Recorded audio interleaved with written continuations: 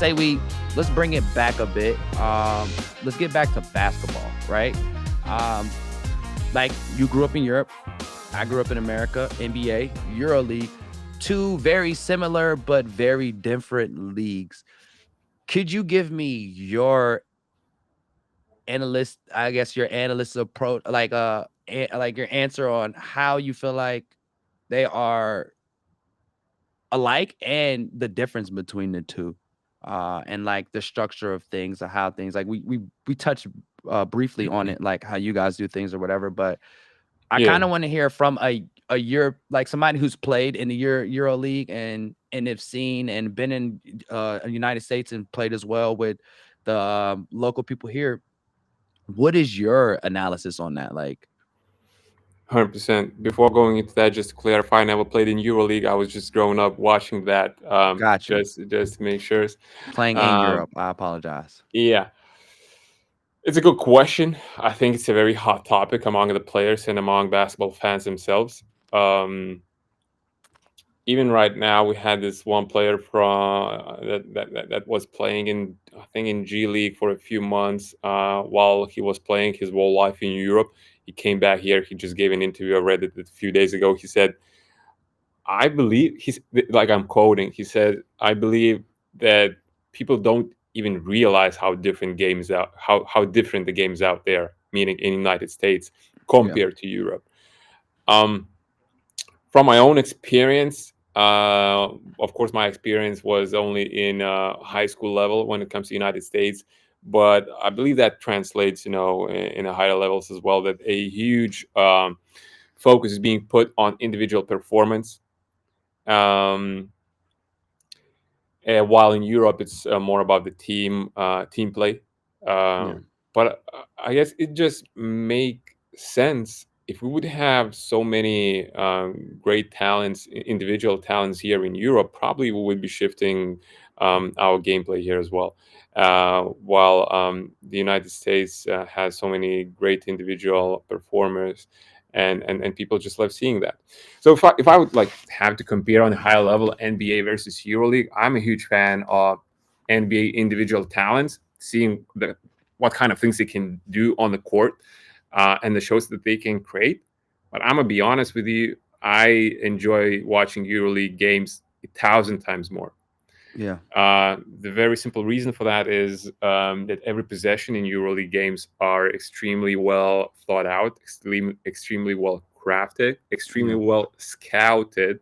Um, like even the regular season basketball games, like teams are and scouts are putting so much effort in analyzing what are the weak spots of this other team, which player I'm play this game with, and the role of being a star basketball player in EuroLeague basketball teams isn't that big compared to what we're seeing in NBA. Yeah. Which is again, then, like for me, every game in EuroLeague is a form of art. Let me put it this way. Yeah. Regardless, I'm not ignoring and I am admiring the individual talent in the NBA. I'm just not too big of a fan watching those games. And of course, Gotcha. they are in a different time zone. So. Yeah, for sure. It's like 4 in the morning for you guys to watch the games. Yeah. But I want to ask you, like, based off that answer, do you think stuff like the draft, and like the fact that majority of US players play on a multitude of teams before they even reach the highest level of being in the NBA versus the guys growing up in Europe who actually kind of play with the same guys from usually like 14, 15, all the way up until if they make it to the country's team, right? Do Hmm. you feel like that plays a big role in the individualism of the NBA basketball play? Good question. Tough one to answer. Because that's how I look at it, right? Like here it's you start in high school, right? You're the best player of your high school. And you go from there, right? To okay, I'm going to choose out of these 300 colleges in the country, right? And then there, my objective is to be the best player here, right? So that I can move forward. So, in my opinion, I feel like it, and just like knowing what you've told me and what I've researched, uh, I feel like that could contribute to the individualism. We also have drafts here, which I don't know if I'm not familiar. Do you guys have drafts over there as well? Is it the same No, we don't. system? No, no. So you guys just get picked up, right? It's just like, hey, if you're Yeah. good, you're on the team, right? So it I feel like we have a lot of vanity metrics and stat vanity here to the point where it builds this individualism. And then we always have like the goat discussion, right? This goat debate. Who's Mm. better, MJ or Jordan, MJ or Kobe, Kobe or LeBron, right? Um, and MJ and LeBron, right? It's always these comparisons. So I feel like it does build an individualism. I never actually looked at it from that perspective until you just said it, but it does. I think that could contribute to the individualism of like how the NBA is built. And uh Yeah. Well, so just to contribute to what you were saying, I mean, there is this other point of view that I'm having. At the end of the day, basketball, okay, it's a sport, but it's business. exactly. Your end consumer is the person who is watching this product. Yeah. So, what is the best way to present this product to your end consumer? For the NBA, the best way to provide this is by showing the level of individual skills that those NBA players are having. That's where the biggest entertainment is for them. So it just makes sense. Whereas here on the European side, of course, there are also different, rules like not that wide basketball court, few other things, and so on and so forth. So it does also play a role, but it all comes down what kind of product does your end consumer really finds the most appealing to consume. And I just feel like for the NBA, it's since they have that talent, it's the individualism, and all of the rules of the NBA games are also tailored around that. How we can create more effective dunks, how we can create more effective, I know, 3-point shots, that type of stuff. And here in Europe, it's a bit different. Yeah. Another question on that. I always thought about this, right? And we were talking about it earlier, how some of the like you look at top 10 players, it's a bunch of guys that are foreign, right? I mean, majority of them aren't actually from the US, right? Do you think if say a Luca or a Joker decides to go back and play in those leagues, right? Mm. Um, do you think, and the reason I'm saying this is because of the whole soccer slash football situation, depending on where you are. No disrespect to anybody. Um, we brought Messi, right? Messi's in America. He's playing for Inter Miami, right? And it was to boost ratings here because our ratings here sucked when it came to soccer slash football, right? We didn't have anybody. So the reason I'm hitting on this is because I feel like if Luca or Joker or even Joel Embiid or anybody who could go and play for their native country, right? Their ancestral country, right? Does that help that market? And will it translate to Euro, right? Like, do you feel like that will help if players like Luca maybe went over for 3 years, built this a massive following because he has a massive following now, right? Luca and Joker, its followings are insane worldwide, right? So, do you feel like if they went back, maybe it could bring a better light on, like, shine a better light on the actual Euro League and bring more viewership and maybe help them build out to a level where they could possibly reach or be close to the NBA?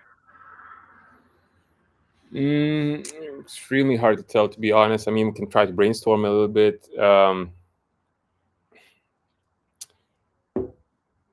Really would need to give this like more thought. Yeah, But what I'm thinking about is the customer persona and his habits, consuming habits, and the amount of or not the amount, but the amount, the size of the audience. yeah, Is it at the same level as you have it in the United States?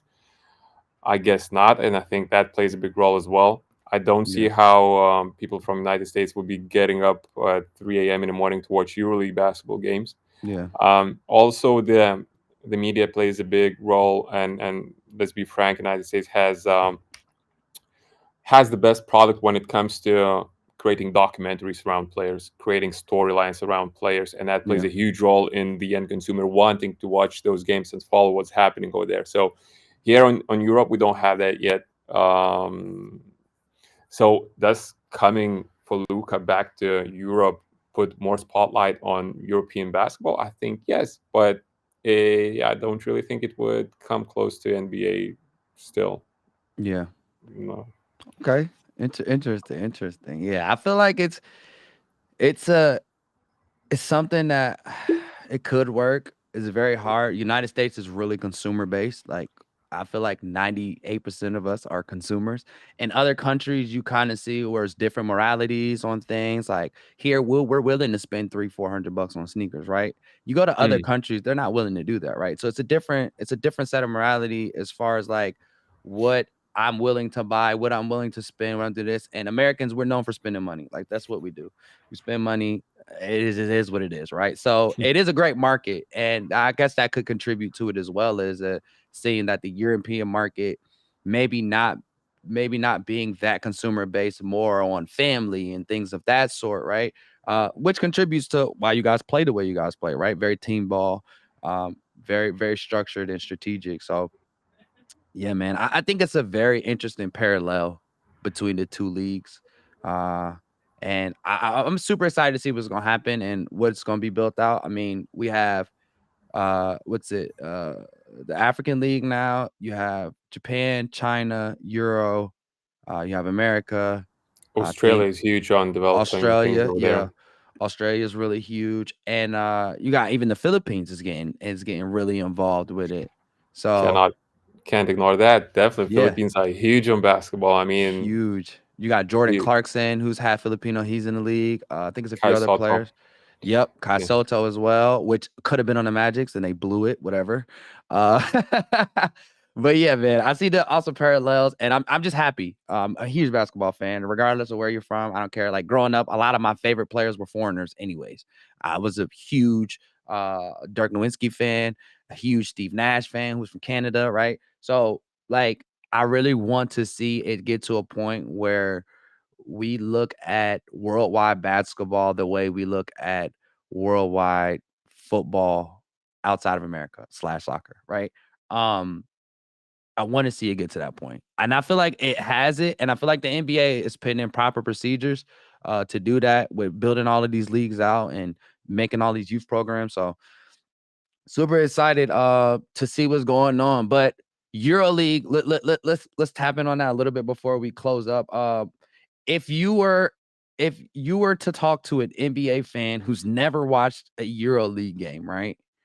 What are the top three teams you would tell them to watch right now? I mean, Lithuania is Hmm. probably one. Well, let's just go ahead and say that, right? I But mean, if if yeah, if I'm gonna try to be objective and not biased, right right now, I would definitely tell them to watch Real Madrid. okay, Those guys, in my opinion, those guys have an NBA level game going on, yeah, and they do have quite a good amount of NBA ex NBA players.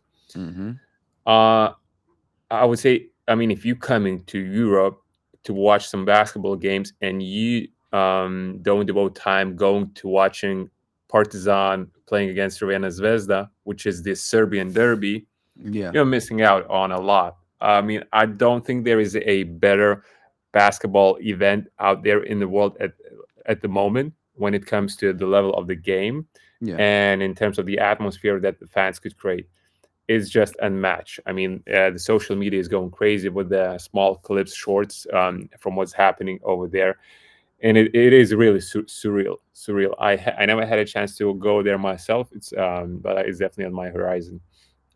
So I um, would say those top three teams. Of course, I mean teams from Greece are yeah, also huge on that. Like when you look when you look at this, a like 90 or 80% of the EuroLeague basketball teams has like huge fan bases, passion fan bases, and you definitely get an experience of your life if you would go to any of those games. got you.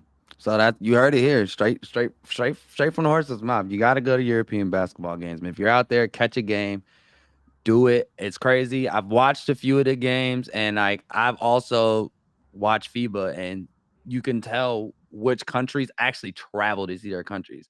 And I'll tell you this: It was a lot of Lithuania fans in the Philippines back this year. They were heavy. You could see the flags. They were doing the chants, everything, and it's super cool to see. And can't wait to see what's coming up. But